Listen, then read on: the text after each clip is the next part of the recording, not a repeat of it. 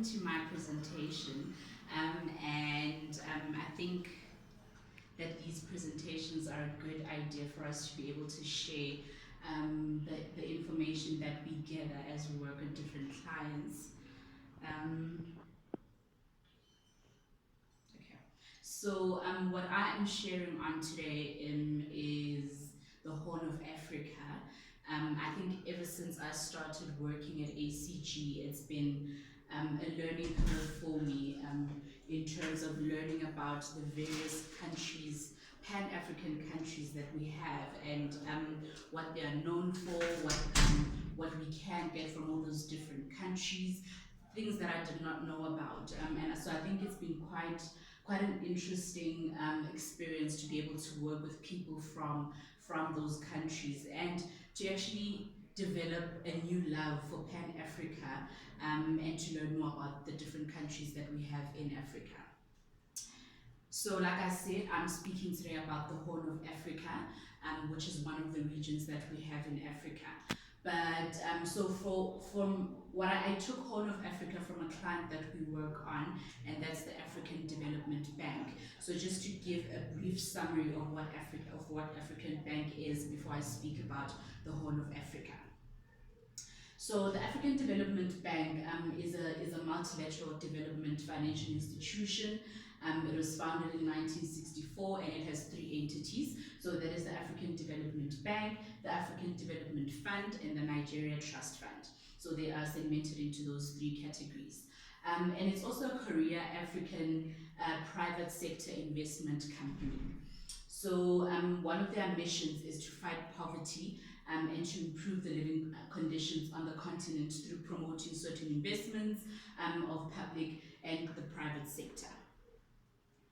And so what the AFDB emphasizes is the coherence between East Africa's regions and to form an integration with the agenda and the engagement of the African Horn countries, like I said, at a multilateral level.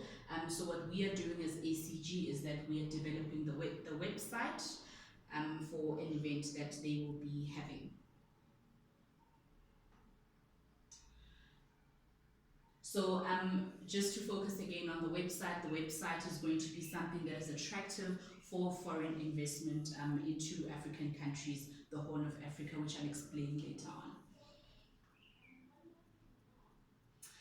If you can see, this is the map just to indicate where the Horn of Africa is. So it's the blue highlighted countries, which is Sudan, South Sudan, Eritrea, Djibouti, and Somalia. So those countries form the region of the Horn of Africa, and these are the regions that we have, but I'm just focusing on the Horn of Africa.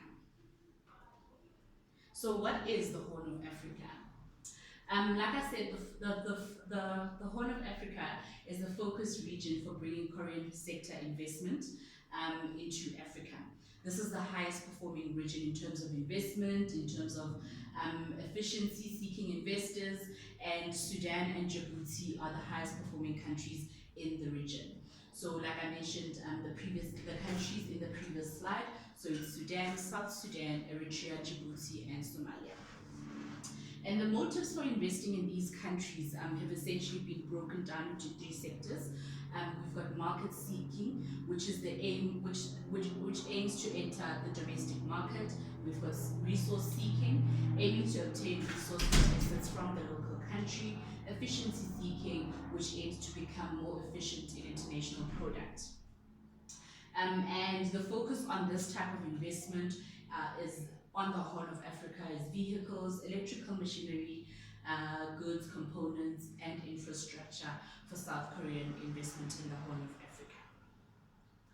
Just to give a brief breakdown of the investment growth and why the Horn of Africa is so attractive to investors.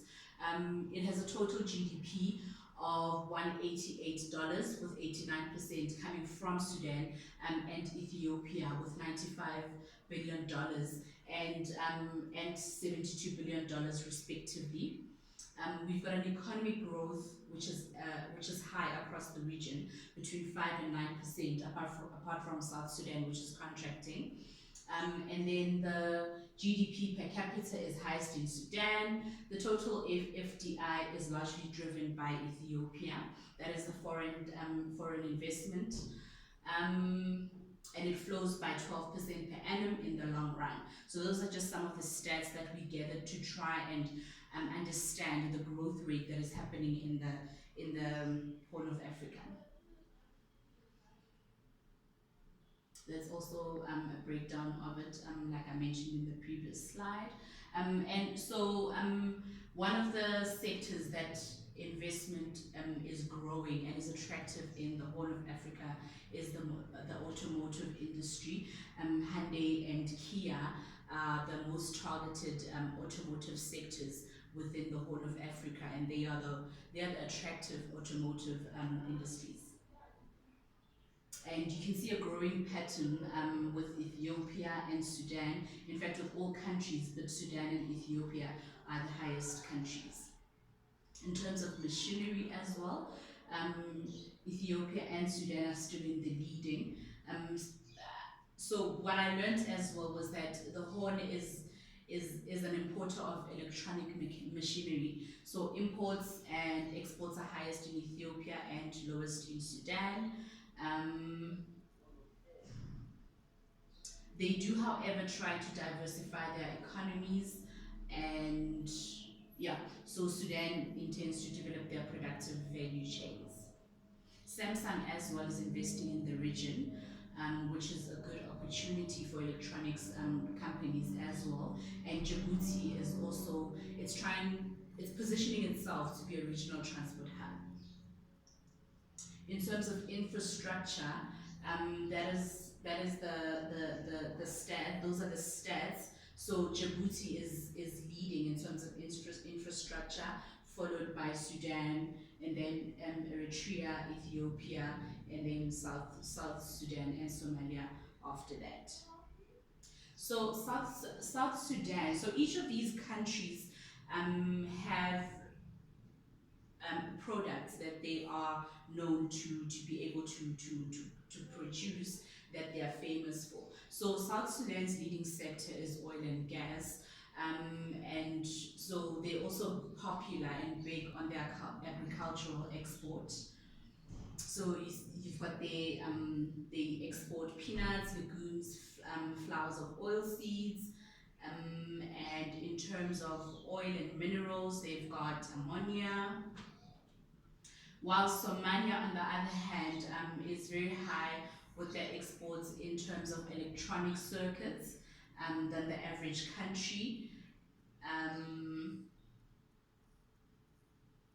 They're also very big on metal scrap and sheepskin.